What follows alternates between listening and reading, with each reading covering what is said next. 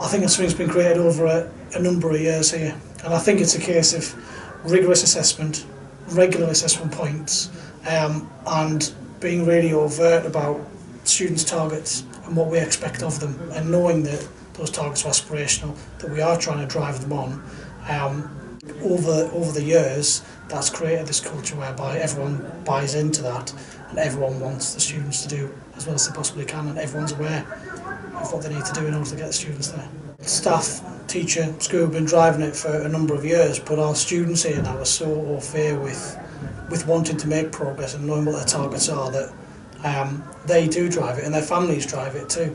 They want to know how they're doing, they want to know what they need to do to improve. So we do have a turnover. It's not a huge turnover, we do have a turnover of students, and they do take some time, usually between a year and 18 months, to adjust to kind of our culture, I would say, that of this very target-driven culture that we have. And as well, in terms of standards and behaviour, uniform, all those things, they do take quite some time to adjust.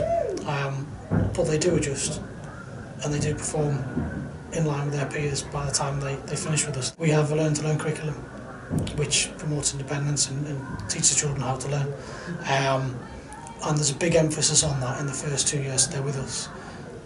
With them, obviously having a lesson a week on that, revisiting that in their registrations, and then revisiting it across the curriculum.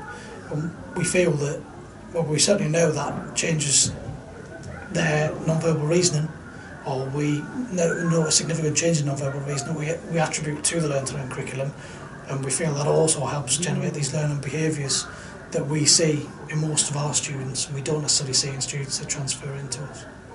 I think with the way that the global world, the market has changed in terms of the job market, you've got to be equipping students to exist in an ever-changing environment. And really that's what our job is. Our job is not necessarily to get them these GCSEs. Our job is to prepare them for the next stage of their lives and the rest of their lives. And so something like a learn-to-learn curriculum is there to develop the kind of skills, the communication skills, the presentation skills, the thinking skills that allow them to adapt to whatever challenges they're faced with. So I'd say to other leaders, what are your motives? What's the ethos of your school, and what are you trying to generate? Because we're trying to generate people that are capable in the work environment in the 21st century, not just an exam factory to get people through their GCSEs.